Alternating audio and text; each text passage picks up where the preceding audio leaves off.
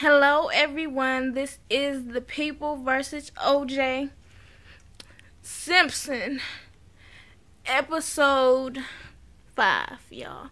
Okay, so the link to the full episode is down on my Twitter page. That is at Jazz Chapman.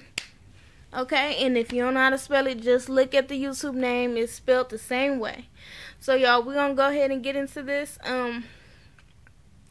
Realistically, it's probably going to be a long review, probably around 25 to 30 minutes long. So, because it's just like, this show is so long and it's like so much, I guess it's so much that happens, but it's like, this whole episode was focused on, in my opinion, was focused on Johnny Cochran and Chris Darden. So, it start off with Johnny is in his car. He has his 2 young daughters with him. He's going to take them out to eat, and then they get pulled over by the police. I mean, it's nothing new. So, he gets pulled over, and, he tells them, what are you supposed to do? And they're like, say nothing and let my lawyer speak. So the police pull them over, and he's like, well, I'm just going to get my registration out of the car. And he's like, okay, where are you on your way to? And he's like, well, I'm about to go take my daughters out to eat. Is there any reason why you pulled me over? I'm not going to, I'm not going to answer that, basically. That's how the police is acting. So, he's like, he asked the little girls, is this your daddy's car? After OJ already said, let me get my registration. He's like, hey, don't you talk to my daughters, okay? I know my rights. I know this is my 3rd time getting pulled over for no reason at all. Okay? This is, this week. And it's just because I'm black. I know the routine. I'm black in a white neighborhood in a nice car. So then he asked Johnny to get out the car. And he's like, because you're so hostile, I'm going to have to put these cuffs on you.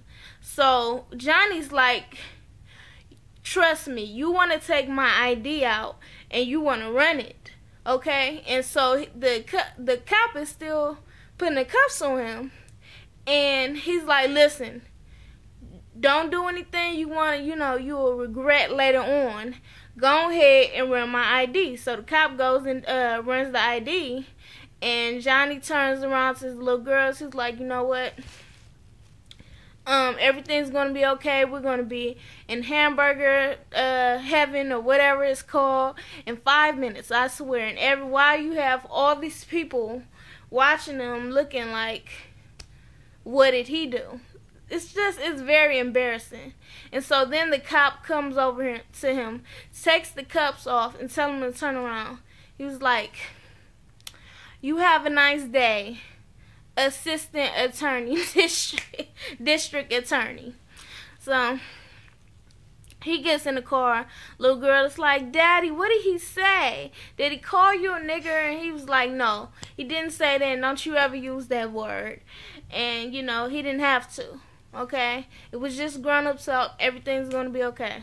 So, it's crazy. The same thing, basically, that's 20-something years ago. Same thing goes on today. Same thing's been going on for years. Okay? Racism is definitely not a new thing, or it's not a thing of the past. So, anyways, so let me look at my notes because there's so much stuff. I did notes for half of the show.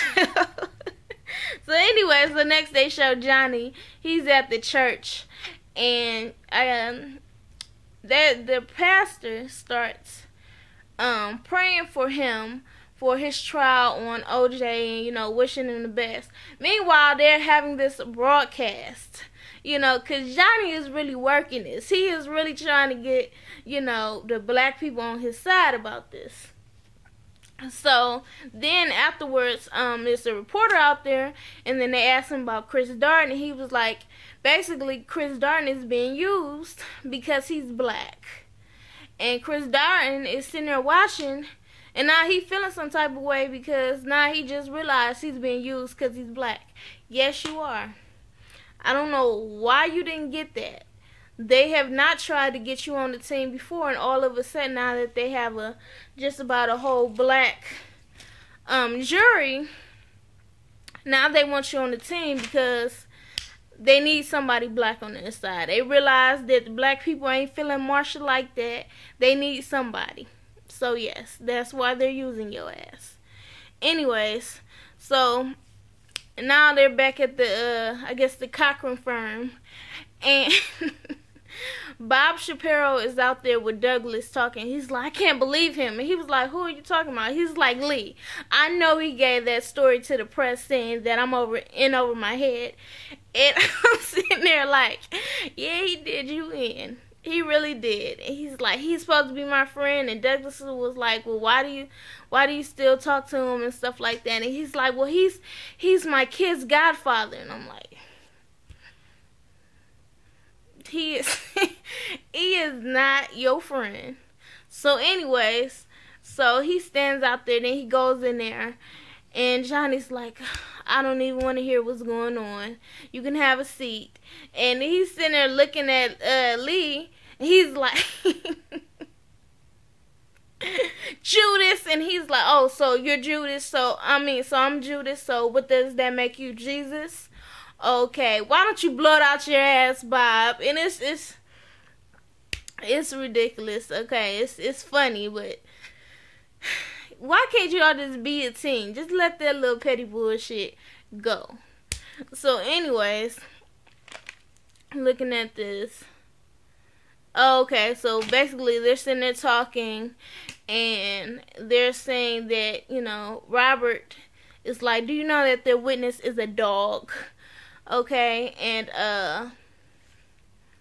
they also bring up about the blood that they have that supposedly it matches. Okay, gosh, OJ blood matched. Am I saying this right? It's like I can't get it together. OJ's blood and Nicole's blood and whatever like that. It was all over OJ's property, and it was in his car, right? In the Bronco. So supposedly the police end up driving the Bronco home and then turning it in the next day. And basically they can have that thrown out because ain't no telling what the police did to the Bronco. So I was trying to think, like, how did he get off when they had, DNA matching? So whatever. So that's a good I don't even know how to say it. That's something good to have on their side, okay? That's something they can get him off with. So what is next? Oh, so the prosecutors are basically giving each of the prosecutors their assignments, and Chris Darden is assigned to Mark Furman, who is the racist cop that found the glove, y'all. So Mark Furman is sitting there looking like Marsha, let me speak to you. And then she's like, what's wrong? And he's like such a chump because he can't even work the nerve up to say it. Why would you give me this racist cop? So he's like, nothing. I'm sorry, y'all. The TV. Where the hell is the remote?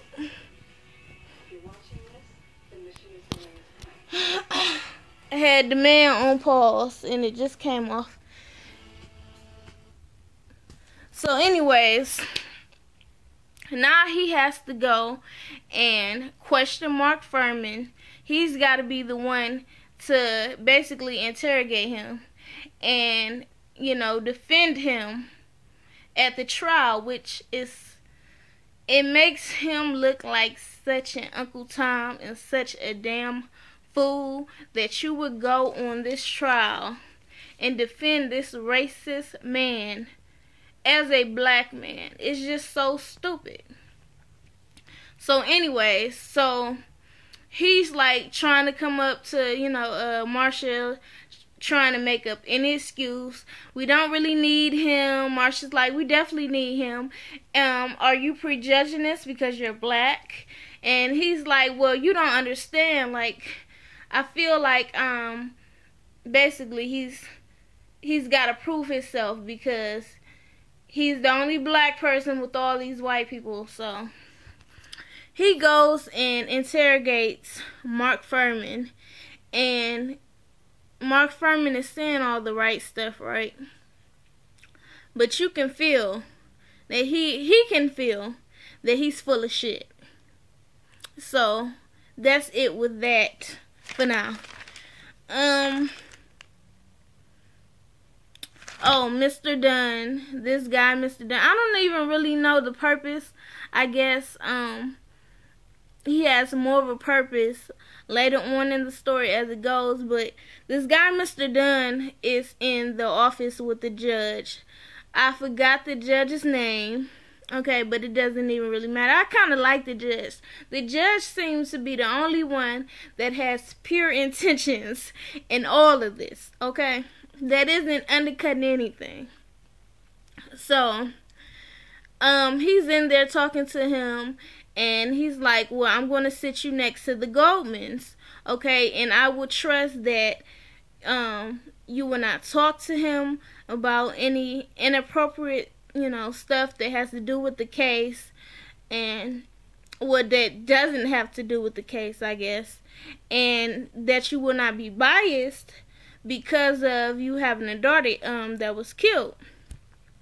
So he ends up saying, okay, well, yeah, that's fine. And then later on, you see him at dinner with all his friends, okay, and he's gossiping. So I don't know what happened with that magazine cover. I'm sure he done went and put some extra stuff in there that did not have to do with the case at all. Like, he's at dinner talking about how OJ beat Nicole for years and years, and her parents would make her go back to him, and OJ bought her father a Hertz car dealership. So,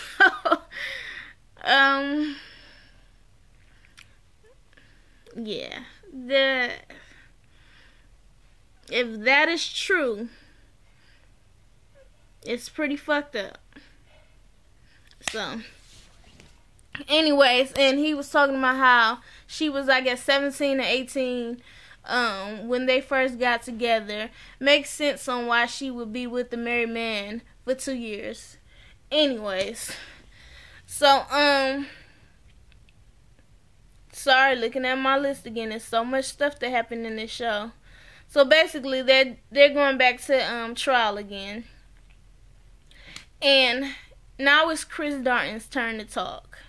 So Chris Darton goes up there, and he basically played his case on the rumors that Mark Fuhrman was a racist, and that he, may have used the N-word, but he wants to basically plead the people not to dwell on that. He's saying that is not important. Okay, this has nothing to do with the case.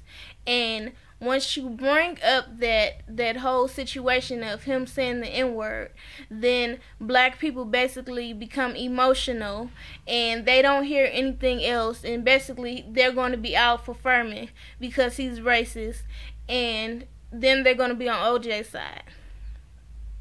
So then Johnny goes ahead and comments, and he's like, sorry, Your Honor, I wasn't even going to talk about this, but I just want to, respond to my good friend Chris Darden. Okay, I think that is basically, he's like, it's complete bullshit that you would go up there and insult the black people of America and say that we will not be able to, morally judge right from wrong because of the N-word that was used. The word that we have been used to for many, many years. Okay? And that he's basically insulting us. So, Johnny acts offended. And I mean, he should be offended. I was offended. I couldn't even believe Chris Darden would go up there and say that shit.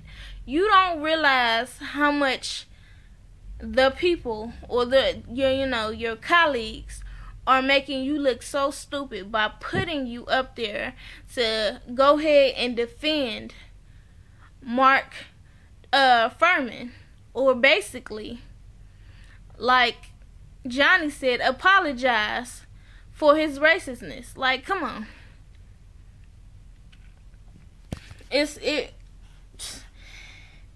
You are beyond Uncle Tom. So anyways, let me move on. Later on, Johnny is practicing at his house. His, whatever you want to call it, I can't even think of it. What he's going to say at trial. So then he gets a phone call from Mr. Douglas, one of the Dream Team. And he's like, Johnny, we got a big problem. Shapiro's team did not register the 12 victims. So you're going to have to go ahead and just drop that and basically change your whole statement that you're going to do. And he's like, I'm not going to change it, brother.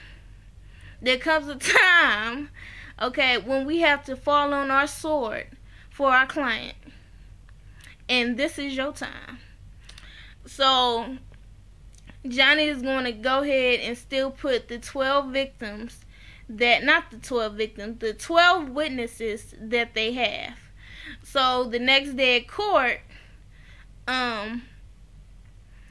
the people, they end up bringing up how OJ supposedly had 62 counts of abuse against Nicole for the whole 17 years of their relationship. And so then they get up, I believe it was Johnny, whatever. Somebody of the defense team got up and said that should not be counted. It was Shapiro. He said that should not be counted, okay, because domestic abuse and murder is two separate things. I think it's bull, okay? So then Hodgman of the people, he gets up and he starts talking about, Your Honor, I would like for you not to dismiss those 62 counts of abuse. Okay, it's ridiculous, the excuse that they're trying to use. And then Marsha gets up and talks about how he is this, to the people, he is this big star and this big celebrity who can't do no wrong, but he has a private side to him, a private side that is abusive, it's jealous, it's jealousy, it's maniac, all that. So then Johnny gets up and then he starts talking about the 12 victims. The 12, well, I always want to say victims. The 12 witnesses that the people did not say anything about. And so Hodgman starts going through his papers and he's like, Your Honor, this is not registered. And he's like, so the judge is like, well, where's the 12 witnesses? And then Douglas gets up and he's like, well, I'm sorry, that is my fault. I have to say I take full responsibility for it. and I will get it to them as fast as I can. And Hodgman is like, Your Honor, I like to, thank Mr. Douglas for trying to get it to us, but still, this is like going against the right of giving the people a fair trial. And he is going off, and he's like, and the judge is like, I have never seen Hodgman. I have never seen him act this way. He's been my colleague for many, many years. So then he's like, I'm gonna be fine, Your Honor. I'm just, just give me a minute. And then next thing you know, he passes out on the floor, and I'm like, is it that deep? Like, oh my gosh, somebody's revving their car really, really loud. But anyways, it's like, is it that deep that you are putting yourself in bad health for a trial, or I should say your job? But whatever, so that ain't for him. So now they're putting that court to recess, continuing the next day, and so now they're going to put Darton on the next time they go back to trial, because Mr. Hodgman can no longer attend the trial because of his health. So anyways, so now they're going to OJ's and Nicole's house. Everybody involved in the case, the jury, the people versus the dream team. So they go to Nicole's house, and Marsha's like, why did they empty out her house? Like, it doesn't say anything about her. She was a mother. She was a wife. This isn't right. Why would they empty everything out? So Johnny, before they end up going to OJ's house, he goes and checks everything out, and you can see just pictures of OJ with his white golf buddies, and then OJ with a bunch of pictures of white women and himself, and Johnny's looking like, yeah, this isn't going to work. So they end up changing everything at OJ's house so it can look real Afrocentric. So he ends up changing all the pictures, putting like black families and stuff in there, African furniture and decorations all over the house. And his Douglas is like, yeah, where'd you get all this stuff from? He's like, oh, it's a loan from the Cochrans. So before everybody goes to OJ's house to check it out, Johnny goes down to OJ and tells him, like, look, we did a little changing up, okay, because this is going to help your case. And OJ's like, why would you do that? And Johnny's like, think about your life before all of the fame, okay? Think about it then. And then OJ's like, okay, I got you. But, I never turn my back on our people, okay? I just want that to be known. But I will not apologize for having a house in a nice neighborhood. I will not apologize. This is what I didn't really care for. When he said, I will not apologize for living in a neighborhood where people are not going to